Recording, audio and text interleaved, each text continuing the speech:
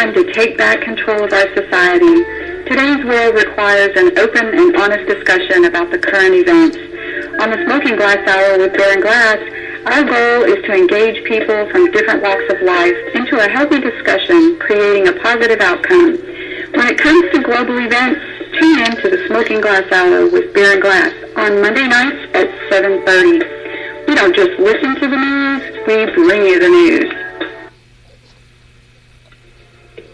We can be most effective when we are engaged in the political process, and there's no time like the present.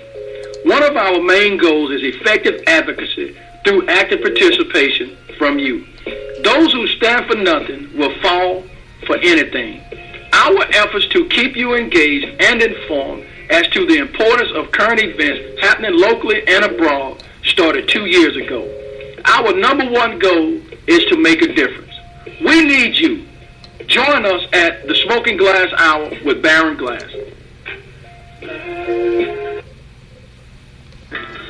Good evening, everyone, and welcome to the Smoking Glass Hour with Baron Glass. We are honored to have you as a guest tonight and want to thank each of you for your faithful support. Without further delay, allow me to introduce to you Mr. Baron Glass. Mr. Glass, take it away. Good afternoon. Welcome to the Smoking Glass Hour with Baron Glass. On tonight, the media and how it has changed over the past 50 years. If you're out there listening and we say something that you agree or disagree or you want to just chime in, you can call in at 773-897-6398. Again, you can call in at 773-897-6398. Or you can hover on over to www.thesmokingglasshour.com and listen live. Or you can go to Blog Talk Radio and search for the Smoking Glass Hour. Listen to us there, or you can hit us directly on Spreaker.com, or you can go into the live chat room and talk to us as well. Now, we know that basically the media has changed, and so has journalism. My question is this a good or a bad thing for America in 2016? Are journalists themselves, such as Fox News, MSNBC, C-SPAN, CNN, ABC, CBS, NBC, and all of those other affiliates, are they actually doing a disservice to the people of this country when they report unfair, unbiased, and unbalanced? I'm asking that you join us tonight as we talk about this particular subject. This particular subject tonight, which is basically controlling a lot of things that's going on in this particular country. So here it is. My perception or my analysis is this, is that there used to be journalists working in the media for the good of the American people. But in 2016, I feel that they have been replaced with what I call propagandists who are closely monitored by the government themselves. Bottom line is this, is that there's no such thing as an impartial news source today, and nobody really knows what the truth is anymore. If you look at former Secretary of State Hillary Clinton, you see all the lies that are said about this lady, even though I'm not a supporter. However, I am for fairness. If you look at all of the truths that are told about Donald Trump, and then the media flips it around as if it's not a lie. So you see, this thing works from both sides of the spectrum. You see, I also feel that the media used to be concerned with, guess what? What you and I are searching for. The media used to be concerned with revealing the truth. Now they're concerned with one thing, and guess what that is? They are 100% unequivocally concerned about ratings. Ratings. RATINGS. You see, because of this particular negative attribute, they will lead with whatever gets the most attention, not what's most important. For the media itself, discord is very, very good, as it does what? Keeps people watching over and over and over. You see, the media would like to see a shootout on Ted Bundy's ranch. The media would want to keep the crazy people on the right to keep on doubling down on the stance of no compromise. See, they would like for the left to keep doing this and that, this and that. You see, they would like to see black kids seen on TV as thugs, but in real life, they're doing things such as what we're doing tonight, but nobody wants to see that. You see, they want all the negative they can get to stir up the two main goals. And guess what that is? To distort the message and divide the people. You see, 90% of the media is controlled by 6 corporations. So again, why does 6 corporations decide what you see, when you see it, and how you see it? You see, the news used to be just journalists who reported the news to the American people. We still have a few good journalists on the evening news. But many people have turned to, guess what? 24 hours a day, 7 days a week, cable opinion networks. These places have commentators and pundits expounding on all of their opinions, whether they are true or false, and oftentimes spewing simply nonsense. These commentators and pundits are used to dividing the country into neat little packages. Okay? Conservative and liberals. Conservative and liberals. But guess what Bernie Sanders has done? The trouble is, and Bernie has proved it, is that people do not fit into these two little packages. Thanks for joining us tonight, the media and how it has changed over the past 50 years. I'm going to be joined tonight. I believe Dave Lamont is out there from Screens from the Center. I believe Nikki Bedwick is out there from Las Vegas, Nevada. I see Aaron Hopkins is out there on the job, but he's called in. He's going to be listening in. He's going to be chiming in. I see Paula out there. I'm not sure it's Deb out there. I see some others out there. So Dave and Nikki. Paula, how are you guys doing? Doing fine, Baron. How are you? Doing fine. I'm good. Doing fine, Dave. Doing fine. Paula, how are you? I'm good. Well, I'll tell you. Nikki, let's talk about the media, Dave and Paula and anybody else that's out there. We know back in the 60s, the 70s, the 80s, into the early 90s, the media was somewhat helpful to the people. But if you look at the last 20 years since we've come into this social media era, Nikki, in your opinion, tell us specifically how you feel about mainstream media as we see it today, June the 23rd of 2016. How do you see mainstream media as far as beneficial to the public or negative to the public? You know, Baron, in 1983, there were 50 independent news agencies. They've been consolidated into those six mega corporations that you're talking about. There's GE, there's News Corporation, Disney, Viacom, Time Warner, and CBS. Time Warner owns CNN. Viacom owns MTV, Nick. Disney owns ABC, ESPN. News Corporation owns Fox, Wall Street Journal, New York Post. GE owns Comcast, NBC, CBS owns 60 Minutes, etc., etc.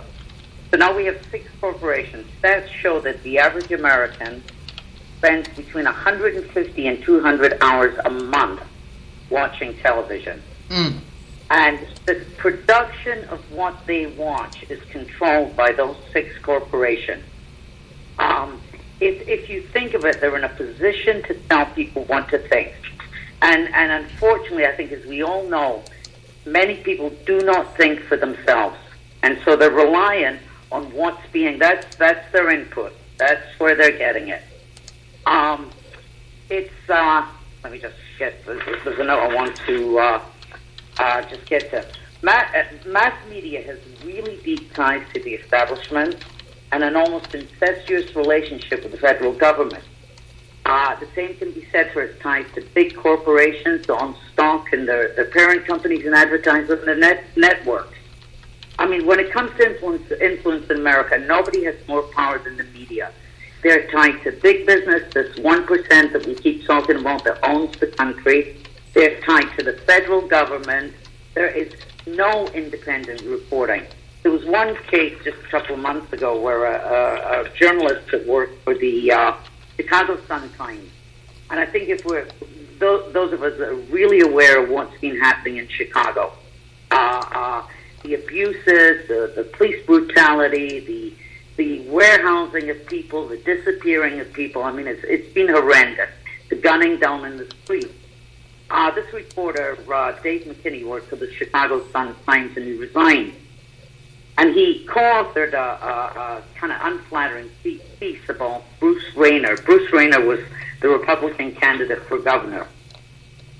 He claimed, the newspaper's owner, Michael Farrow, was backing him for governor and interfered.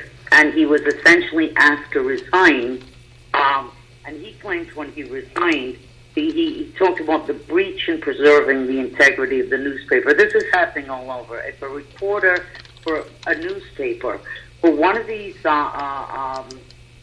companies owned by the media corporations, steps out of line, they are asked to resign. They're gone. There's a policy they have to follow, and whatever the policy of the reporting agency is the policy they have to follow.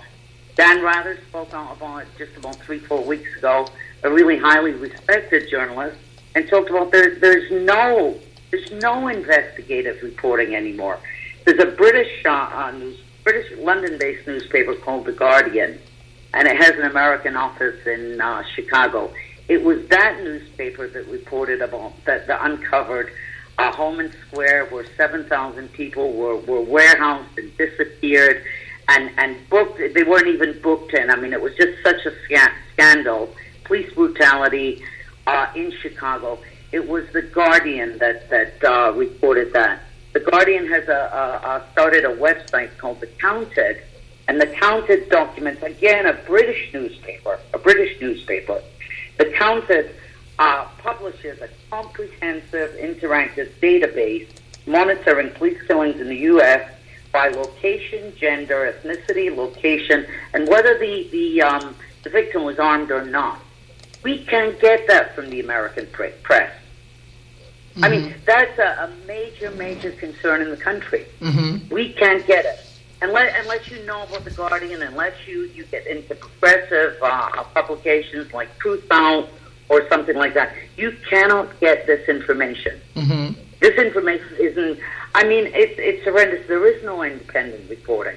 Mm-hmm. And what we are seeing, hearing, I'm visiting someone, so tonight I don't watch television. I don't watch television at all. But television was on tonight. I mean, I sat and watched Trump get something like a half hour. He's going to Scotland. Thank God I'm proud of my people. They're standing there with Mexican flags telling them to go home. But and then there was someone who was his campaign manager that's no longer there.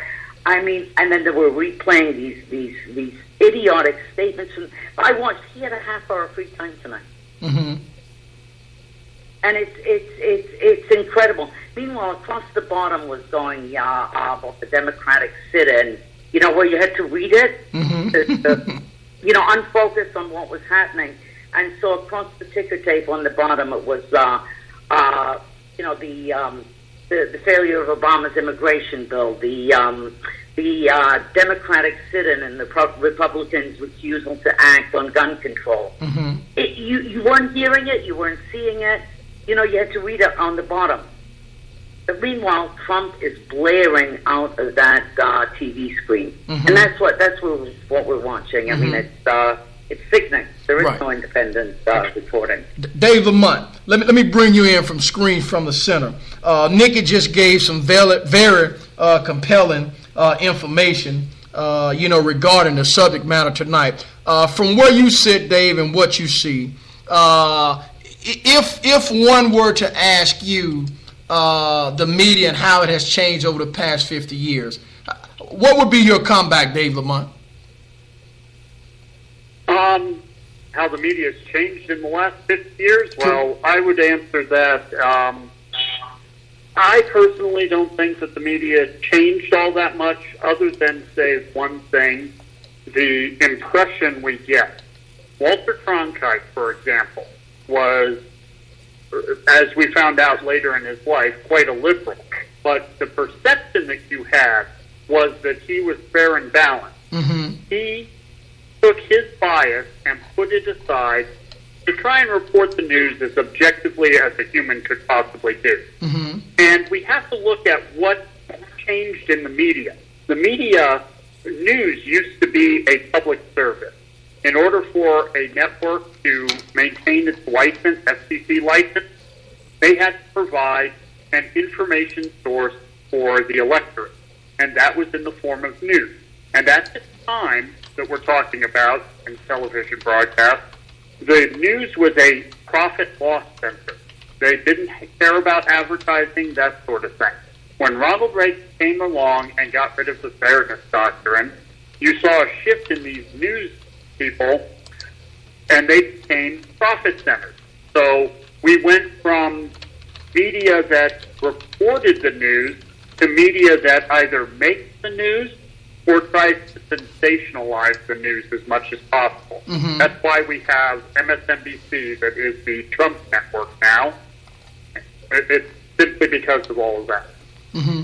So Dave, if we look at what you just said regarding fair and balanced, and not the Fox News fair and balanced, if we look at individuals such as Walter Cronkite that you mentioned, if we look at journalism then and the media, and you look at somebody like a Bill O'Reilly now in 2016, when you try to make the distinction and or draw a parallel between then and now, is that a good thing for America now as far as searching for the truth? Because remember, the media is one of the greatest outlets that can provide information to households. So if we look at that distinction and or parallel, is that a good thing now in 2016 or a bad thing?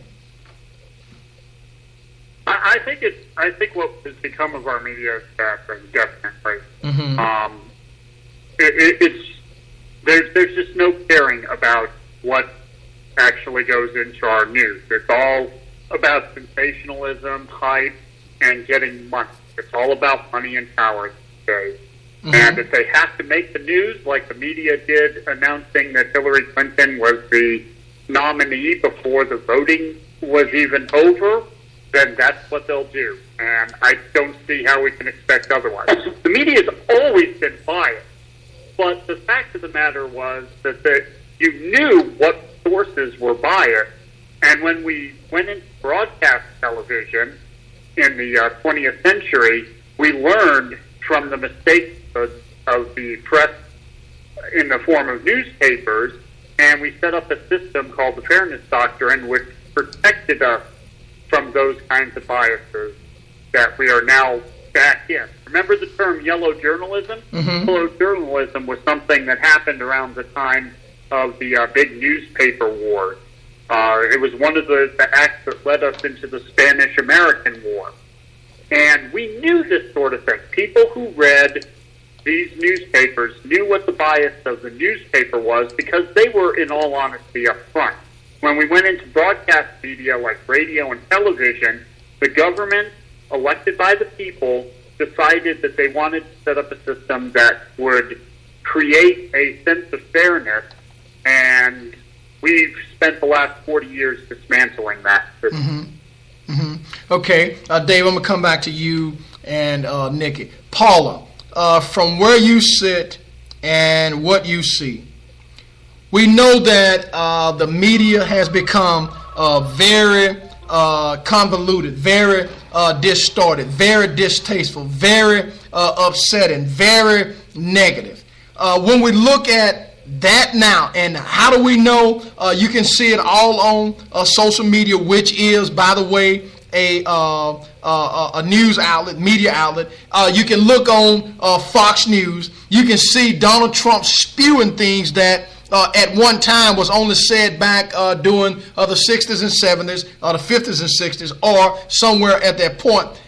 When you look at this media thing now, let's take some young millennials who are really not familiar with the distorting of message and dividing of people when it comes to the media. Do you feel that now, this media we have, it is doing a disservice to those millennials out there? And what is it that you'd like to see change in order to make this thing better than what it is? Well, I think that the millennials out there, from what I see on social media, are saying, turn your TV off. Don't watch the news. Go to these other sources, Al Jazeera, BBC, The Guardian, Truth Out, which Nikki mentioned. I read an article in that publication yesterday that paid tribute to Edward R. Murrow as one of the great journalists. And back then, and I majored in journalism in college, and the job, as I understood it, of a journalist was to seek out and report the truth. And what's going on now with these mega corporations that own the six corporations that own all of the media are putting out garbage. I used to think that MSNBC, well, it used to be one of my favorite stations. For one thing, it leaned left, and they had some fairly good journalists on there. And when I believe it was Comcast that bought them out, heads rolled.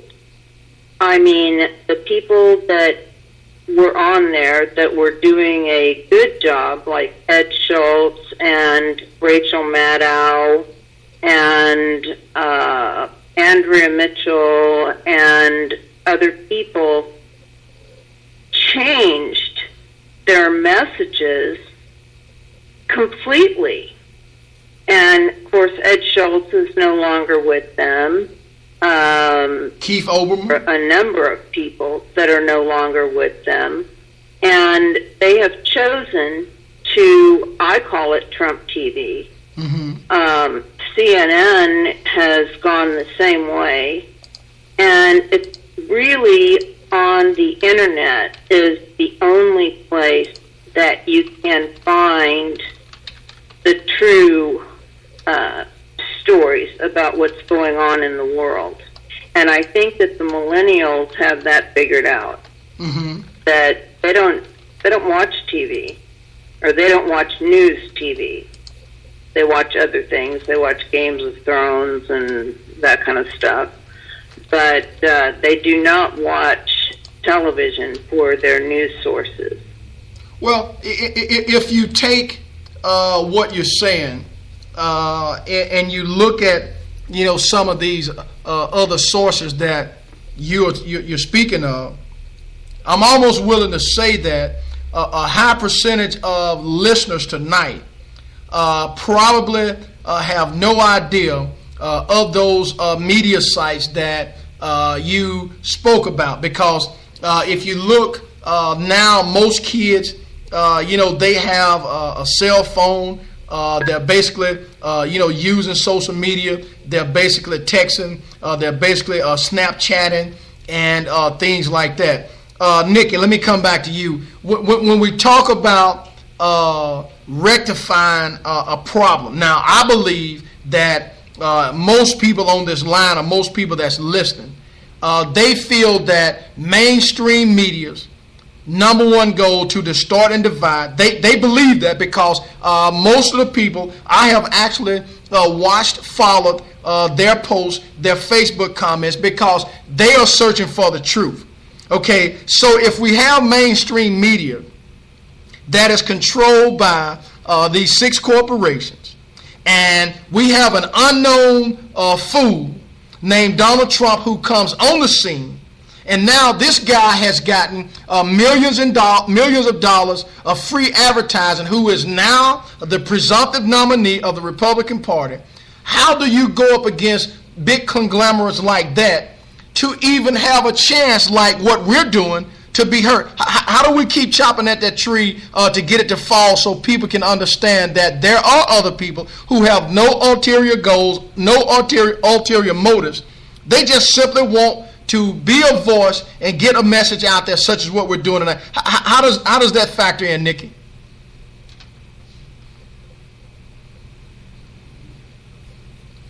I'm not sure Nikki is out there. Dave Lamont, let me bring that to you. I'm here, Baron. Okay. How does that factor in? I think we need to keep doing what we're doing on the individual level, on the collective level. I think Bernie woke the country up, okay, or woke those in the country up that wanted to be wakened. The others will not. I think awareness and education. I think the grassroots movements that are going on. I think we should be signing every petition. It works. I think we should be posting. I think we should be talking. I think. I just think it's a bottom up. It's never going to come from the top. The oppressors are never going to give it. And every time there's been any kind of revolution in modern history, okay, anytime there's been a new order come into place, the first thing they've done is control the press. They need to control the information that's out to the public. I mean, all over the world. I mean, today there's Mohammadi in Iran who's given something like 30 years. There's Barghouti in Palestine. I mean, there's these people, there's Mandela, there was Pico. We can go through all of them. Sakharov, Solzhenitsyn. We can go through all of them that were exiled, killed, or quieted for speaking out. I mean, it's through history. Dr. Martin Luther King. I mean, we can just kind of go through that whole litany of people because they spoke the truth. So the first thing that an oppressive government needs to do is to control the media, to control what information is put out. Because I think there's a consensus. We can call them the mob, we can call them the sheep, we can call them whatever. The majority of a population does not think for itself, isn't concerned much past its own comfort and its own small world. I think what Bernie did was wake up America to some of the real deep, critical social problems that we have. I think it happened at a time, somehow there's a coincidental thing going on. The grassroots movements, Black Lives Matter, Color of Change, Ashadi's Daughters, they're all out there. And I think that keeping it current and feeding it, and each doing individually what we can do is because somewhere that's going to become a collective. Somewhere there's going to be a uniting of all of those organizations, and that's when it's going to start. We're maybe in a passive revolution right now, but there's something happening. There is, so we can look at the top, and we can look at the Trumps, and we can look at Hillary and government. What did I read today? That Hillary is being called by the very corporations that she has represented that they're going to be up in arms if she names a progressive as her VP. They're calling in the chips, they're calling in her markers, So, what's going to happen up there is going to happen. It's whoever we're going to get as president. But I think this thing that's happening underneath it is our hope, it's our salvation, and it's got to be an individual people thing. We all got to do our part. Mm-hmm. Dave Lamont, if we look at the media, do you feel that the media will actually determine who each individual VP is chosen? Because I saw somewhere where somebody was saying if Hillary chose Elizabeth Warren, then her Wall Street donors were going to pull away, or they were going to force that not to take place. So do you feel that the media is going to play a role in this election with regards to those VP assignments? I think they're going to sure give it a try, because I don't see how they sit this out. I mean, they already basically tried to pick the candidates for us, because the narrative was about Trump and Clinton very early on. I mean, yeah, they sort of laughed at Trump, but the honesty is that they were promoting him. They gave $2 billion in free advertising to Donald Trump. Dave, $2 billion? Yes, $2 billion. Wow. Advertising to Donald Trump. If that's not picking Donald Trump, then I don't know what it is. There's that old saying, the only bad press is no press. And they may have laughed at him, they may have mocked him, but they were advertising him every time, especially places like MSNBC, the so-called liberal network. Mm-hmm. They sat there, that was the Donald Trump network. They were constantly promoting him. Anytime he decided to speak, they were there. So, yes, they're going to absolutely try. Yeah, Paula, let me ask you that same question. Do you feel, as myself and Dave have already stated, do you feel that the media itself, those 6 corporations that controls about 90% of what we hear, when we hear it, and how we hear it, you feel that they're going to play a major role in the choice selection of the VP selection? Yes, I do. And the reason I think that is because of, the same thing that Dave just said. Mm-hmm. If Elizabeth Warren were to be picked, she has very different views than Hillary does.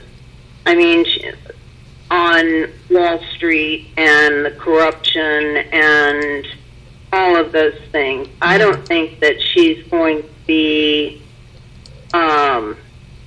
allowed by the media to become Hillary's vice president. And I have been watching the news the last few days. And yesterday, I was watching CNN, and they showed a speech by Donald Trump where he wasn't orange. He didn't have orange hair. He actually looked 70. And someone had written an excellent speech for him, and he moderated his tone. He kept to the teleprompters, and he sounded like a reasonable human being. But when he's on his own and he shoots from the hip, he sounds like a psychopath. And the media has, they've covered every speech that he's made. They've covered every rally that he's had. And Bernie Sanders was blacked out by the media. And the only way that he gained the popularity and the support that he got, which was tons, was through social media. Mm-hmm. Okay, Paula, let me throw this out, and Dave, Nikki, either one of you guys can chime in first. I'm just going to throw it out there, because what I'm hearing is that you guys are saying that the media can actually pick its own candidate. And if that be the case, did the media destroy Bernie Sanders, and did they uplift Donald to the position that he's at, and ultimately may end up destroying former Secretary of State Hillary Clinton? Whoever want to go first, go. I'd like to posit that the media almost called this if we think they blacked out Bernie Sanders. Bernie Sanders was like a freight train, and Paul is absolutely right. It was social media, and it was one telling another, and then the Bernie movement started. He got no coverage whatsoever.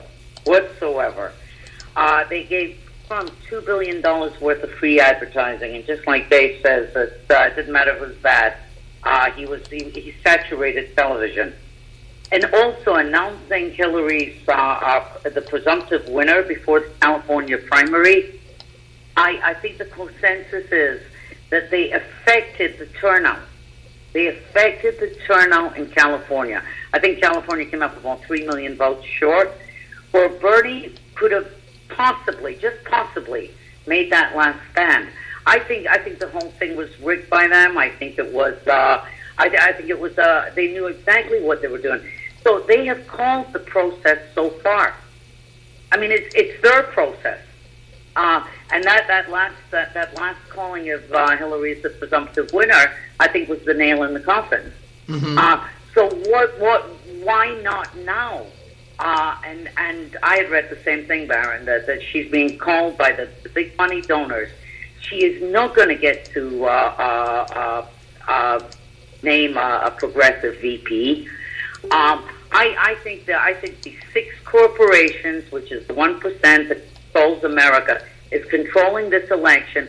We've had all the voter fraud. Okay, you know what I find interesting? In April, we had that what was called the Democracy Spring. 5,000 people marched from Philadelphia to Washington, to the Capitol. 5,000 people. The media yawned. It was hardly reported. In 1 week, 1,400 people were arrested.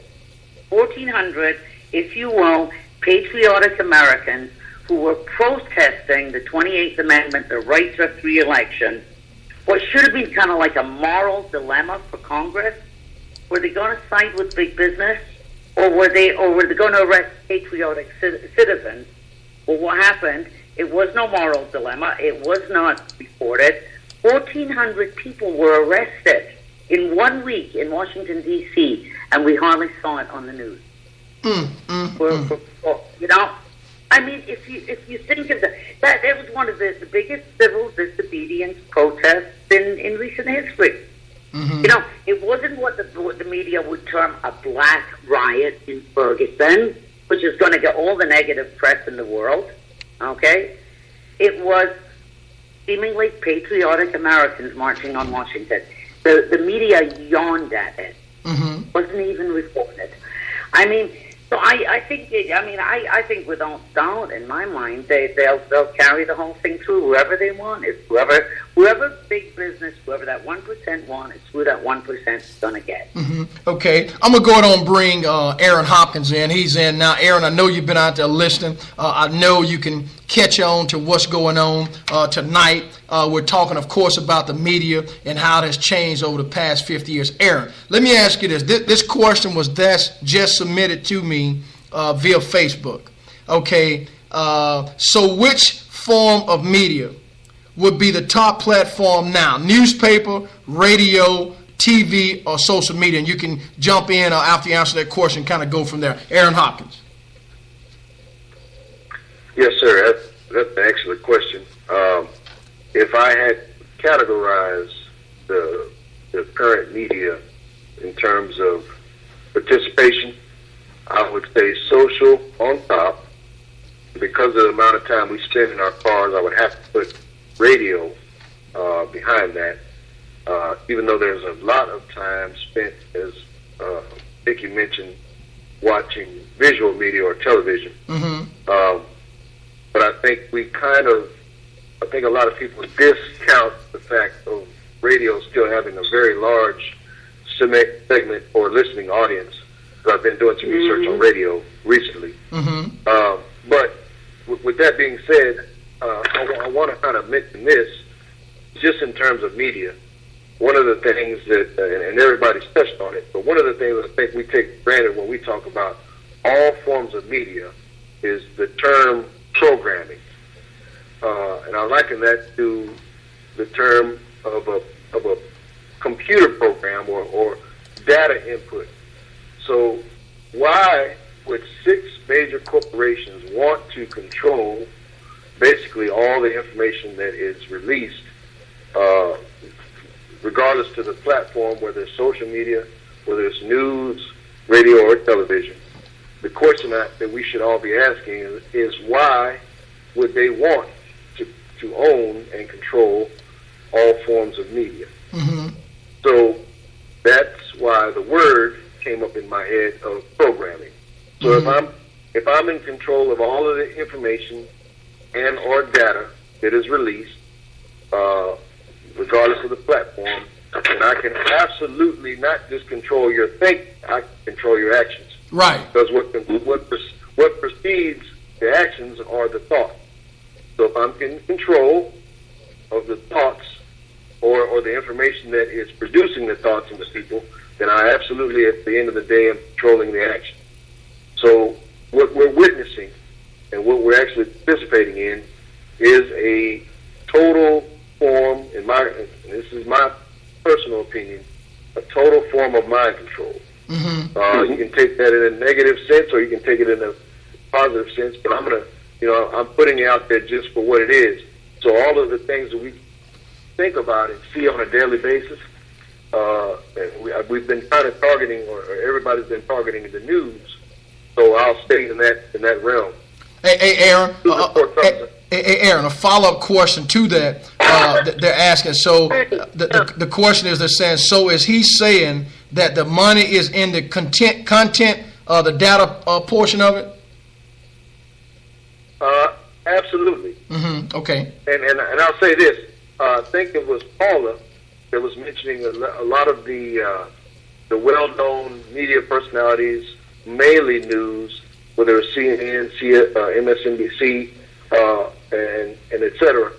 Those faces and personalities were changed almost in a blinking of an eye, because of what the content was producing in the minds of the people. So, in other words, as the people begin to respond a certain way to a certain type of news or information being put out there, when the Rush Limbaughs of the world all of a sudden were losing or losing their foothold on the conservative media side, because there was a kind of backlash where now, from a profit standpoint, we have to recenter Rush Limbaugh.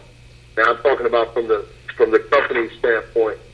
It's not that they were in disagreement with Rush Limbaugh, but when you start losing a market share or a profit margin, then you make a change, or you change the platform. Right. We're just looking at a shell game for the most part, Baron, when it comes to these companies and what the content that they're controlling, because they are controlling it. Okay. Aaron, I got another warrior out there. Vanessa's out there. Vanessa, there was a listener who sent this question in. So which form of the media would be the top platform now? Newspaper, radio, TV, or social media? Of course, Aaron started out with social media, then they said radio, and then I venture to say he's probably going to say TV or radio, one or the other next. If one were to ask you this, Vanessa, based on what you see with all of the negative press, the change of the media, or the dynamics of the media, the journalism, and all this and other kind of stuff, which form of media would you put at the top when it looks at newspaper, radio, TV, or social media? That has changed? Well, it's a two-part question. We know that the media has changed, okay? And since it has changed, which form of media would you put at the top right now with regards to being able to get into the homes or get into the minds to talk about to control the message that's out there for the general population? Would your top be newspaper, radio, TV, or social media? Social. Social. Would you say that's a good thing or a bad thing? I'm kind of mixed on it, but I think it's a good thing because you're gonna get more truth socially than you are from TV, radio, and newspaper. Because I ran into a lady that worked at the newspaper here, and she made a comment to me one day. She told me, she said, "Don't ever believe what you read in the newspaper." I'm like, okay, but you guys printed it, so she said, just don't believe what they tell you. I said, okay, so they're being fed something that they're not telling us. So, somebody's up there telling them what to put out there. Social media. No, I was going to say, Vanessa, that may be true because I know with the multiple news interviews that I've done, and I have specifically stated before the interview starts. Now, if you're going to mention what I say, make sure that you mention all of what I say. Now, what will happen is that they are so savvy with controlling that message to distort and divide. You and I can be talking about something right now, and we may be talking about Black Lives Matter, and they'll edit it to where we're talking about Black Lives Matters and spin it as if we're specifically and only talking about Black Lives Matters to divide those who are on the other side. So these people are very savvy. Let me bring Paul and Dave in.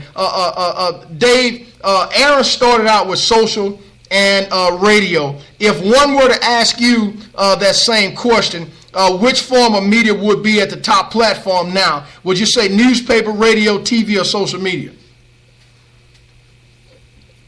Dave Lamont. I think it's still TV. I think it's still TV. Still TV? It's still the top, yes. Demographic speaking, it's the most consumed one. It's going down day by day, but it is still number one. Okay. Paula, let me ask you this, that same question. When you look at the forms of media platforms that's out there, Dave Lamont has said TV would be at the top. Aaron said social. I believe Vanessa kind of alluded to social as well. What position do you take on the top platform? I would take social media, and for this reason.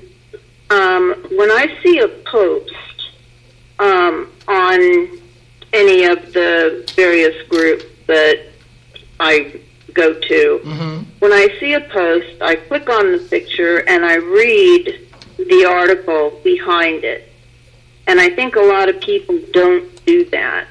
And when I pass on information to someone else, I always ask them to click on the picture, read the article, look at the highlights, look at the comments, and to actually get the information. But on social media, you can pick and choose which sources you feel are most truthful. And like Nikki said, The Guardian is excellent. I think Mother Jones is excellent. I think Truth Out is excellent.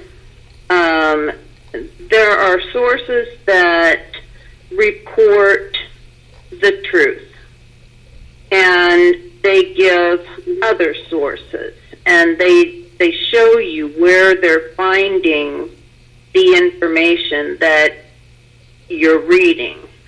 But I think that you have to go beyond the picture and the caption. You've got to click on it. You've got to read the article. You've got to look at the highlights. You've got to actually I mean, I spend a lot of time reading just one article. And I don't know that a lot of people do that. Mm-hmm. Although I will say this, no one would know about Bernie Sanders were it not for social media. Now, I think you just hit a home run. Yeah, I think you just hit a home run, Paula. Go ahead. That's okay, I'm done. Yeah, Aaron sent a very good comment here, which it'll change the dynamics. So let me read it. One thing for sure that has been affected the most is the style of reading of words. Books and newspapers are almost all digitally delivered. People don't read on the same level. Dave, Nikki, Paula, Vanessa, one of you guys can chime in first. That's Aaron Hopkins' comment. Let's talk about that. I'll take it, Baron. I agree. I think reading is going to be a lost art. They don't read on the same level. And I think, Paula, when you're saying that, people will read the caption and not read the article, I think we have a reading crisis in the country. I think attention spans have been kind of lowered by Nikki, what we really need to see. I know I picked up a magazine I hadn't seen in a long time. Even Time magazine, if you pick it up, it used to be formatted differently, where what you read was on a page. And I'm an avid reader, I'm a prolific reader. But I found that on the same page there were about 6 different boxes with 6 different topics, and my eye was all over the place. And I realized that's what happens on our computer screens. So I think we also have a reading crisis in school. I mean, our kids are graduating with enough reading skills, and I think reading's a must for education. Hey, Nikki. I think I'd agree with.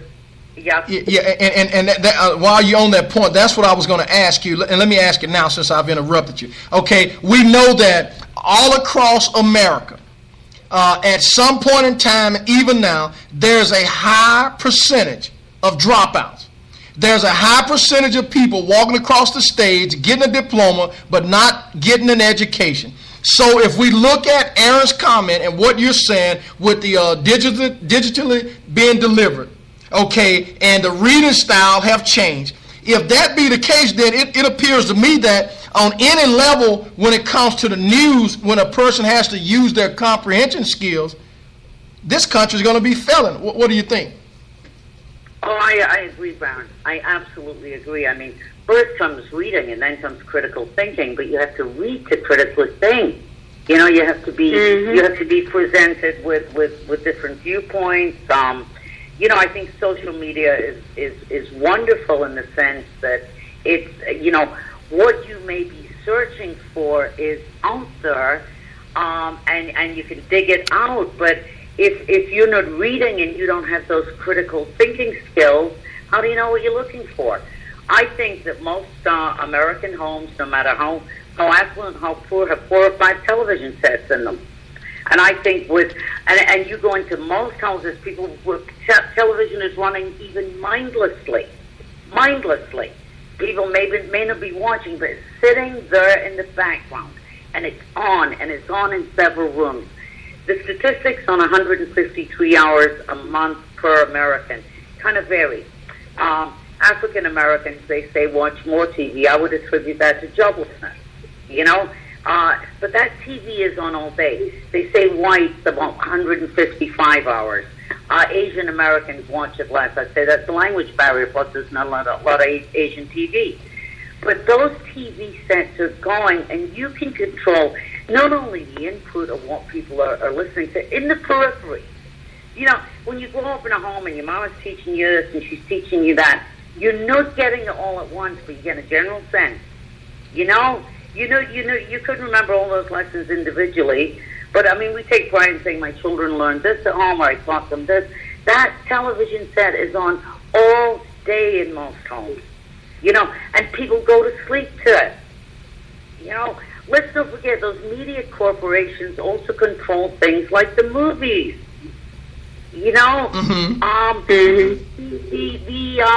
the recreational TV, Jeopardy, they control all of that, and that's what's being piped in and piped in and piped in. Right. Take a country that's really having a severe educational crisis. The first place it's going to show is reading. Okay, you now have mass poverty, and so our poor kids are 2 and 3 grades behind by the time they're in 4th or 5th grade. You're not bringing up a new population that can even begin to think about critical and comprehension skills. Mm-hmm.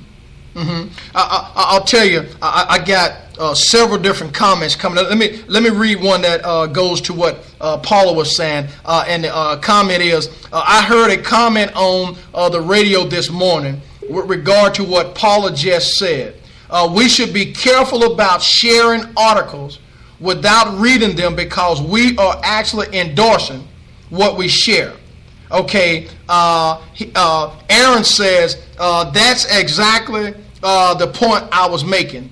We can no longer discern between fact or fiction anymore because we rely almost solely on hearsay versus our own research and reading of literature, which goes back to what you're saying, Nikki. And the question that the listener out there said is this, and I'm going to throw this to you, Dave Lamont, and then we're going to go around. Are we on information overload now that most of what we consume is digital? Dave Lamont. Well, here's where I'm probably going to take a different tack. And that's fine, Dave. We respect everything out there. Go ahead. Yeah. I don't see digital necessarily any different than print media. And in fact, I was discussing this with a customer of mine. We were talking about how back in the 1800s, when reading became more widespread, people would be on trains and stagecoaches with their head buried in the newspaper. And as we know, the newspapers of the time were extremely biased, were extremely leading. So, I think the digital media is really no different because then, we went to the phone and we went to the radio and we got information from the radio and TV. So it's just a different form of the same kind of manipulation we tend to have with us all the time. I don't think that there's been any difference in who's manipulating us, just the form that we've been manipulated by. Well, I'll tell you, we've been joined by Deb. She's out there. Aaron Hopkins, go ahead on. What I'm going to do, Aaron, I'm going to give you the opportunity to go ahead on response since you wanted to jump in. And then what I'm going to kind of do is just throw this thing out there and just let us talk, because what I want our listeners to be able to understand is that this media thing is so savvy. And I like to comment that if you are sharing information that is false, then what you are doing is actually endorsing false information. So fact checking is very good. And I've been, because let me just put it this way. If I see Dave Lamont sharing something, then because I have a great investment in Dave Lamont, then 9 times out of 10, I'm going to share it probably without fact checking it because I'm dependent on Dave Lamont. Now, that may be good, that may be bad, but nevertheless, some of us can back up what it is that we do. My point I'm trying to say is if you're on social media and you have a cause to promote or defend social justice, then make sure that you do everything that you can do to make it right rather than wrong. Aaron Hopkins, come on in. Yeah, I understand what Dave was saying about digitally delivered information, but here's one thing I think we may want to also pay attention to. And I was watching a remake of the movie RoboCop. I don't know if everybody's familiar with that movie. But one of the things in that movie that was very interesting was that they were trying to produce a product that basically was very aggressive towards criminal activity, but lacked emotion. So when they introduced this product to the people were against anything that couldn't relate to the human being in terms of emotions and feeling and hatred, love, and things of that nature. So what eventually happened was they took the body of a police officer who had basically been physically destroyed, but he he was able to retain his mind.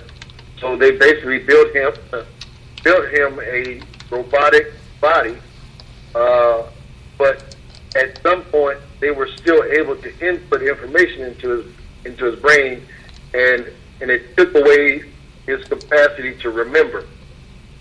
So the reason I'm so big on this thing of reading is, especially from a historical point, we can really not get into the mindset of people who write down information without reading it. Reading has a different type of comprehensive power that listening doesn't have, and you have to have the combination. So with just visual media or social media, and I want to go back to something else Dave mentioned as well, as far as television still being the top.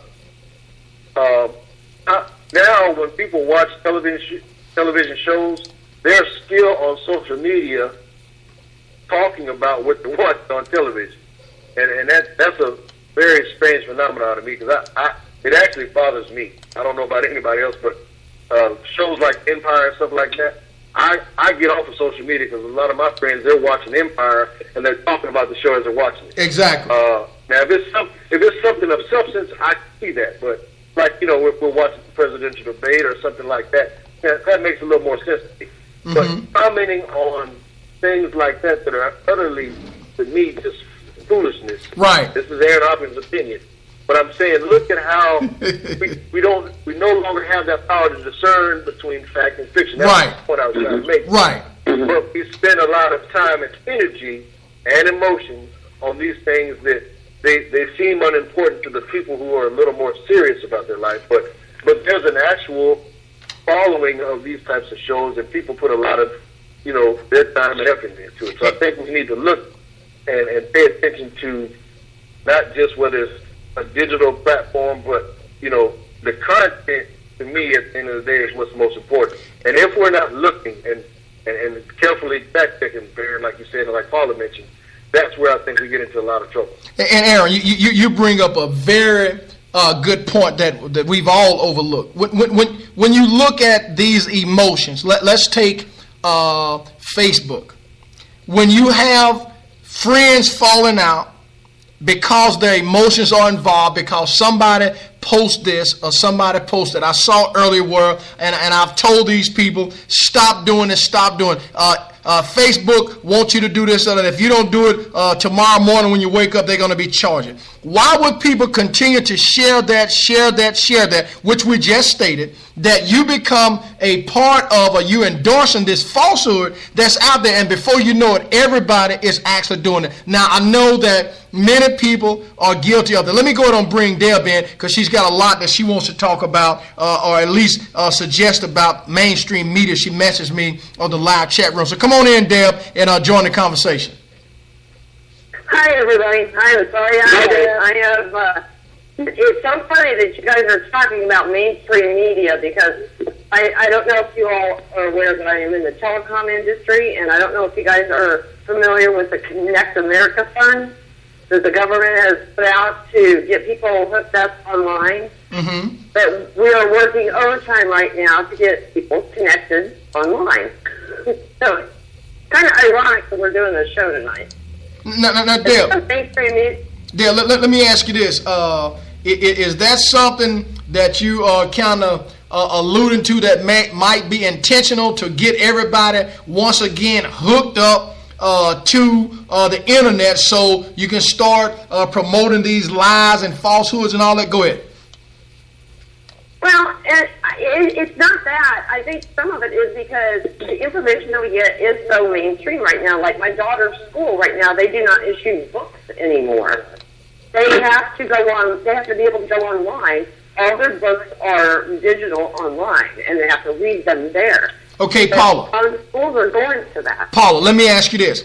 Let's look at inner city America. Let's look at rural America, where people are already complaining about people using their food stamps to go out and purchase seafood and all of this and that other stuff. So if we look at all of these kids, and we know that many kids, I see it on a daily basis, do not have access to the computer. They do not have access to a cell phone, and they even to the point now where they are actually steal a cell phone. So if we look at all of these kids, and we're talking about digitizing, like Aaron Hopkins stated earlier, are we in fact doing a disservice for these families who would not be on the same level? So are we in fact leaving a kid behind?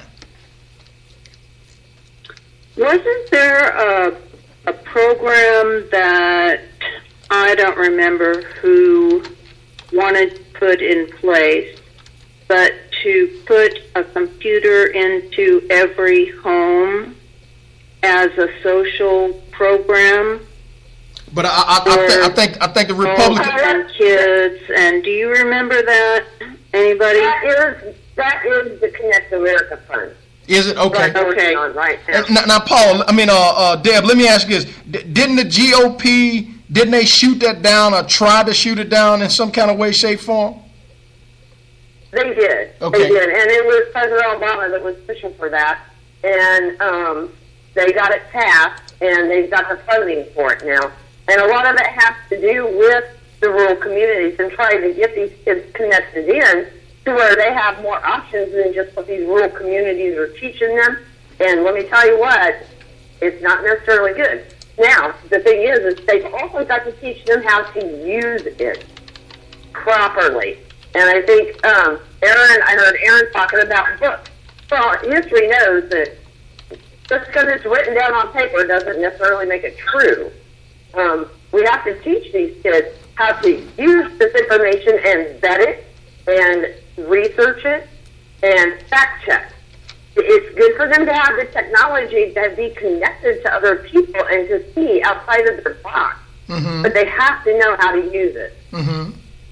So Deb, mainstream media in 2016, do you see it as being a negative attribute to the American people or a positive? Because we know that in the beginning that there used to be journalists, there used to be journalism, there used to be people that were fair and balanced. Some have mentioned Walter Cronkite, for example. How do you see the media now, the mainstream media? Well, your problem with the mainstream media now is that it's owned by all your one percenters. I mean, they've all got a vested in it, and they've all got control of it. So you're going to hear what you want to hear from them. They're going to, and they do. They use it to control. They use it to control the vote this year.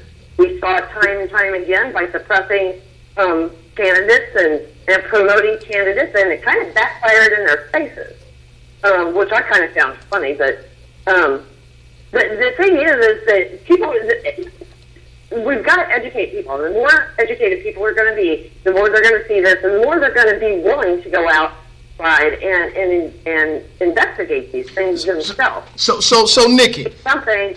Go ahead, Paula. Go ahead. Let me go ahead. Go ahead on. Finish, Paula. I thought you was finished. Go ahead. Oh, it's Deb. And all I'm saying is, I'm going to believe something that somebody has recorded and I can see before I'm going to before I'm going to totally believe and fall for something that somebody tells me. Mm-hmm. So Nikki, let's do a little reality check now. Trump is already saying, make America white again. Trump prevails and becomes the president of these United States. How in West Hell will all of these people that we're talking about be served with the Connect America, which is what I believe is what Deb is referring to? How can we do this when there's so much division, when this side wants it all to be this way, the other side wants it to be another way? There's no unanimity that exists. How are we going to ever achieve this goal when 1% is controlling the other 99%, 6 corporations is controlling what you hear, when you hear it, and how you hear it? I mean, how's there going to be a balance stricken when nobody really knows where the middle of the road or the common ground is at? Nick, I'll ask you that because you're very adamant about this particular situation. I think we're in for an apocalypse if that happens. I don't think there's Deb was talking about the computers and she's talking about the rural kids. I'm thinking about the inner city kids. Mm-hmm. I'm thinking how things never reach inside there, no matter what the intention might be. They somehow never get in there. They get lost on the way. I'm thinking about those kids in decrepit buildings who are hungry. What the hell's a computer going to do for them? Right. When they need to read first. They okay, it's digital, but they need to know the keyboard. They need to know the letters. I kind of got to get to those underneath of things. I think I just don't see it, Baron. I think this country's in a terrible demise. I think when we get to the information and what's controlled domestically and how savvy the press is. Let's take civil rights, okay, and how that's reporting. And I always got to mention them because I always said I would. Young Laquan McDonald, who was shot down in Chicago, okay, he was reported as wielding a knife. Okay, what's your kind of visual when you think of somebody wielding a knife? The boy was carrying a 3-inch penknife. Okay, he was carrying a 3-inch penknife. Okay, so he was wielding a knife. Where's Flint? Okay, anybody heard about Flint lately? And all the children poisoned. Where's that gone in the news? These are domestic things. What really isn't known, okay, is and it's no common news. The black American killed by police is twice as likely to be unarmed as his white counterpart. Okay, it's no reporting. I already mentioned we got white protests. I just mentioned the protests in Washington. It was meant to be white. We get a black riot. Okay, we don't report that we have 20 million children hungry. We don't report these things. So these things are new in the public consciousness. And I'll go so far as let's go internationally. We don't report that drones are killing innocent civilians. We don't report that there was 500,000 dead in Iraq. We don't report that we're supporting a Palestinian genocide by we don't report what we're doing in Africa. So the country is absolutely ignorant as to what we're doing abroad. I mean, it's massive. This inertia, this apathy, this man. And if we don't get the kids at a level where they can read and develop critical skills and go read James Baldwin and go read Malcolm X. I'm talking about the black kids and white kids. Go read your history. Go. I don't see any hope really in that big broad sense, other than what's happening at a grassroots level. Mm-hmm. And pray that it gets bigger and bigger and bigger, and it gets connected, and there's no divisiveness. And somewhere, God willing, some leader will step up with great charisma that will unite the thing and get people moving. Right. Nikki, Dave, Aaron mentioned something out there which says, see how doubt has been woven into the fabric of information. If we can't know something of the character of the author of the information, then we are in big trouble. And that particular comment represents a high population or a high percentage of kids that I see on a daily basis. I see kids who are supposed to be trouble kids in early kindergarten, first, second, and they just promote them. When they get to the 6th, 7th, 8th grade, they're reading at a first grade level. Now you got a kid that's illiterate, that parent was illiterate, the grandparent was illiterate, and we're talking about giving them a computer where they can access this digital information. 1 plus 1 always equal 2 unless you have a negative 1 and a positive 1, then you have a 0. And I see this negative 1 and this positive 1. You can't give a person, well, let me just put it this way. It makes no sense to continue to pour water on a drowning man. I'll leave it at that. Aaron Hopkins, come on in and let's talk. We got about 13 minutes left. I want to get a general consensus of this meeting. I'm going to start with you, Aaron, and then we'll go around the table. Okay, as people were taught, I just sent you an example, and I think it was Deb that was talking about it in terms of the post or the sharing of posts. So the easiest way to get people caught up in things like that, where, in other words, you made a good example, Barry. If it comes from a Dave Lamont or if it comes from a Nikki, 9 times out of 10, you're probably not going to read too much into it before you share it. Not saying that anybody would intentionally share something with you that would get you up into a falsehood. But my point is, there are posts out there that exist that come in the close of a goodwill post or a factual post, and then before you know it, you have gotten caught up. All of us have been guilty. I'm going to just go ahead and say that I've been guilty of that. Not intentionally, but I have shared something that later I would find it out. Right. Then I would go and remove it and let folks know, hey, that was not a good exactly. I apologize for sharing. Right. But my point in saying that is, the first thing that a person has to be able to do or want to do is read what's in the post. If it's just caught us by a visual, which normally is going to be a photo, and or a caption that we're kind of familiar with, then we don't normally go that next step, which is to read the content. So in the content is what we find, and we have to have the desire to do that type of research. So if nothing is being read on the level of giving our children books to read, because that's a different language to them in this day and time. Why would you hand me a book if I can read that same thing on my phone? This is the kind of conversation I have with my son. Look, man, there's a value in you taking the time to read what somebody took their time to write down and record and do research on. Because at some point, we all have to have at least enough desire to want to learn.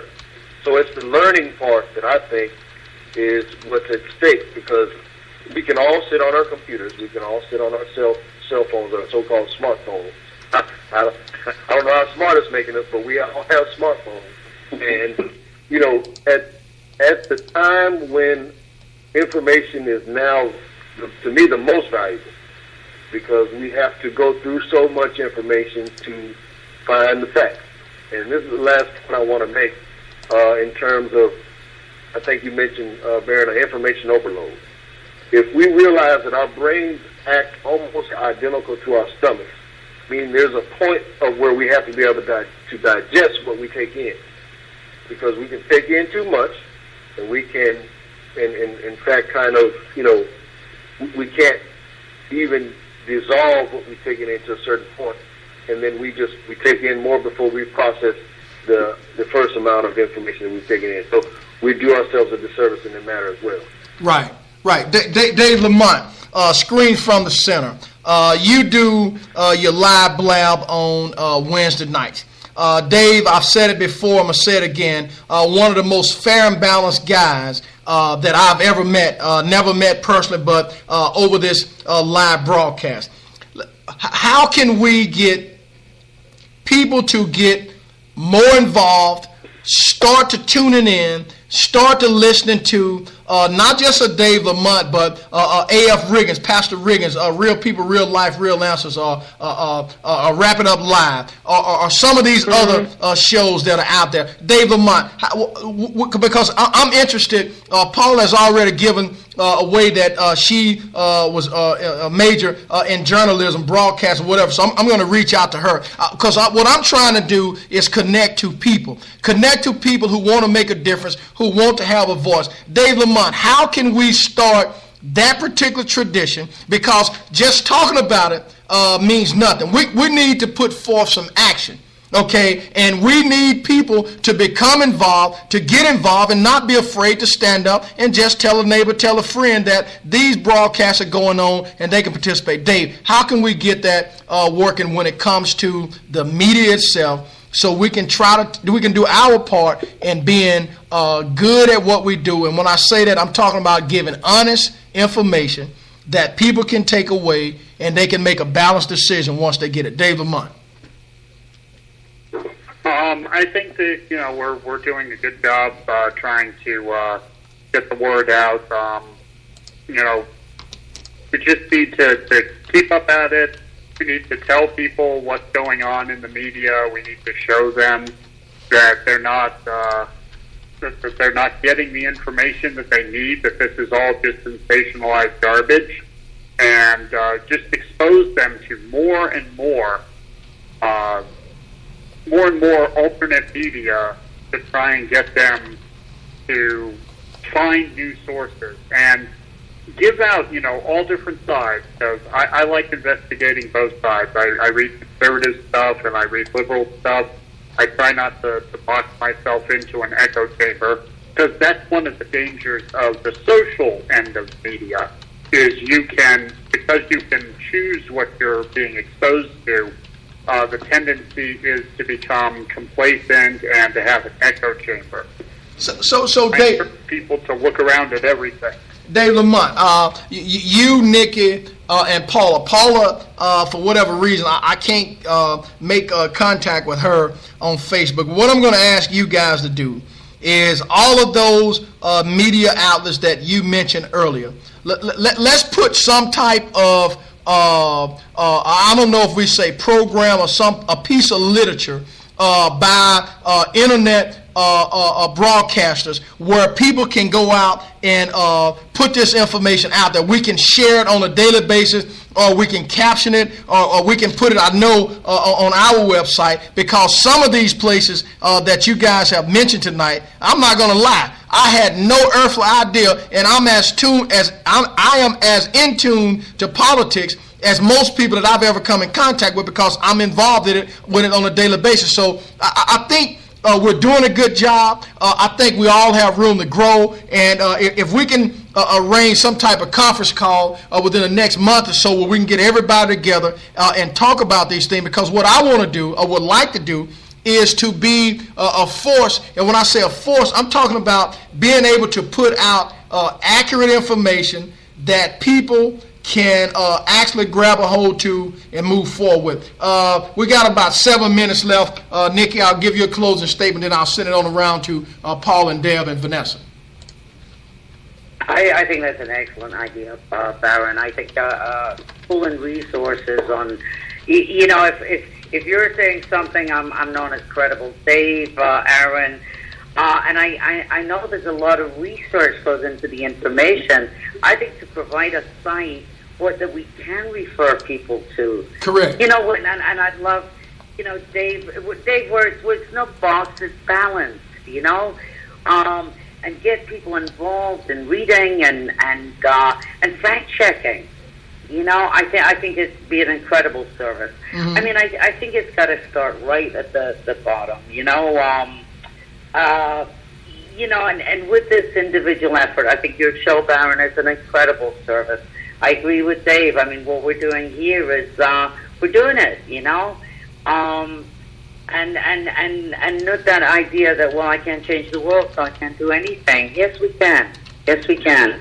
I'm privileged to be part of it. Thank you. Well, I'll tell you. Go ahead on, Paula. One thing that I've done lately, and it's been really exciting to me, is that I have been using certain sites on YouTube, and there are some very, very, very good shows and opinion and things that I have actually subscribed to, so that when the show comes on, I get a little ding on my phone. And one of them is called The Sane Progressive. One of them, I think I mentioned it to you the other day, Darren, was that I was listening to Neil deGrasse Tyson. Mm-hmm, and right. It was so refreshing to me to sit around for an afternoon and realize that everything doesn't revolve around politics, that there are people out there that are doing things that are changing the world. Mm-hmm. And it was so exciting to me. Right. And go ahead, Paul. I was just saying, right, yeah.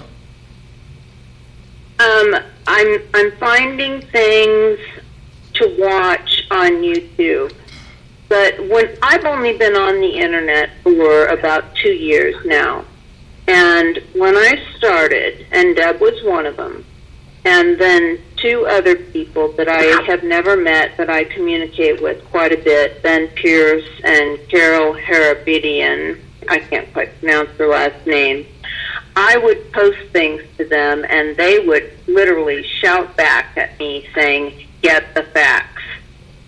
And that's when I started doing that. And Karen said, that's what Google is for.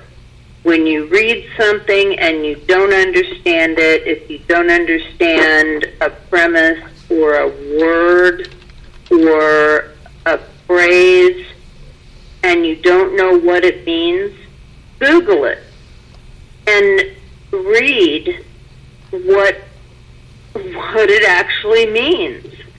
And then go back to the article and you'll understand it. And that has been very, very, I feel like I've become much more responsible in the information that I share. Right. I'm sorry, everybody. We got about 2 or some odd minutes left. Yes, that is exactly correct. I know that we're playing a major role in getting this information out. And again, Dave Lamont is doing a wonderful job. I wish we all could participate in Dave's Blab on Wednesday nights. What I may do is end up doing the Thursday night shows at 7:30, so we can do from 7:30 to 9:30, the full 2 hours, rather than trying to chime in. Because, like I said, we get to talking about so much, and I like to let everybody have just about as much time as possible, because we can all learn from each other. But Dave, I don't know who we can get to do it. I'm just going to throw it out there, but I do believe that we need to be able to get this list of these other media outlets that people can go and listen to.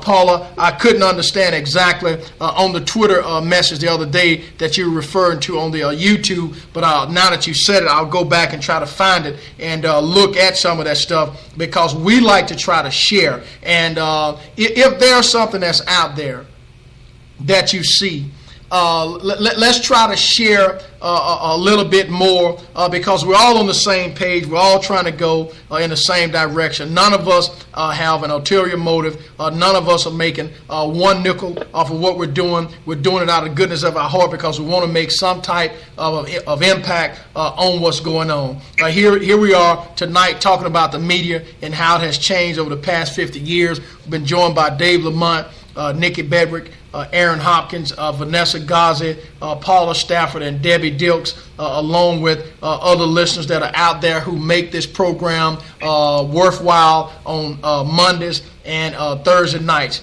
So I'm going to say, before everybody get a chance to get log off, say good night. Hope everybody have a wonderful weekend, and look forward to Monday night's broadcast with whatever it is we're going to talk about. So good night, everybody. Good night. Good night, everyone. Good night. Good night.